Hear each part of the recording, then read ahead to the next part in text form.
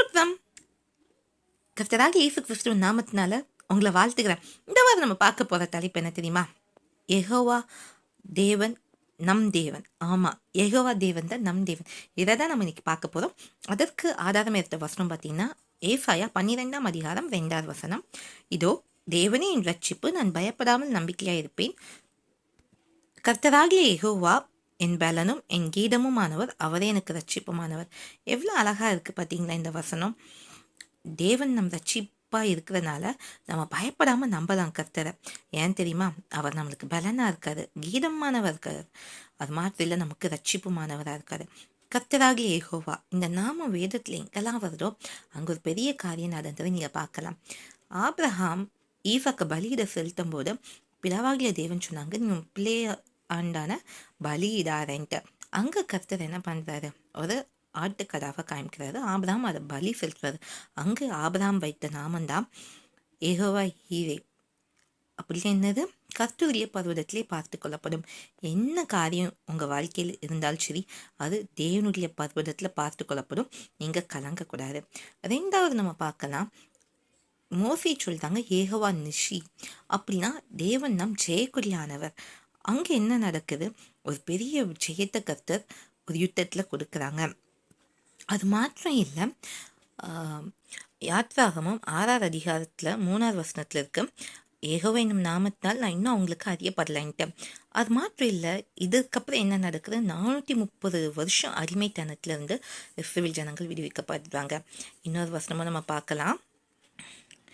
கிதியோன் நியாயாதிபதிகள் 6வது அதிகாரம் 24 வசனத்தில் சொல்கிறாங்க, யெகோவா ஷாலோம்னு ஒரு பலிபீடத்தை கட்டி பேரிடுறாங்க. யெகோவா ஷாலோம்னா என்னது? சமாதானம். சரியா? இப்படி யெகோவாங்கிற நாமத்துக்கு ஒவ்வொரு அர்த்தம் இருக்குது. அதாவது யெகோவா நிசிக்கு ஒரு அர்த்தம், யெகோவா ஷம்மா, யெகோவா ஷாலோம், இந்த மாதிரி இருக்குது. இன்றைக்கி நம்ம எப்படி தெரியுமா இருக்கணும்? யெகோவா தேவன் நம் தகப்பனாக இருக்காரு. நம்ம என்ன தெரியுமா பண்ணணும்? கர்த்தரை என்றென்றைக்கும் நம்பணும். ஏசாயா 26:4 இருக்கு, கர்த்தரை என்றென்றைக்கும் நம்புங்கள், கர்த்தராகிய யெகோவா நித்திய கண்மலையாக இருக்கிறார். நித்திய கண்மலை, அவர் என்றைக்குமே நம்ம கூட இருக்காங்க. அப்போ நம்ம என்ன பண்ணணும்? நம்பணும். எப்படி நம்பணும்? என்னாலும் நம்பணும், பயப்படாமல் நம்பணும். அதுதான் ஏசாயா 12 பார்த்தோம். நான் பயப்படாமல் நம்பிக்கையாக இருப்பேன். இன்றைக்கி உங்கள் வாழ்க்கையில் என்ன காரியம் இருந்தாலும் சரி, இன்றைக்கி என்ன நடக்குது, உங்கள் வாழ்க்கையில் என்ன பிரச்சனை நடக்குது, எல்லாம் உங்களுக்கு மாற்றம் இல்லை, கர்த்தருக்கும் தெரியும். அதனால் நம்ம கர்த்தரை நம்பணும்.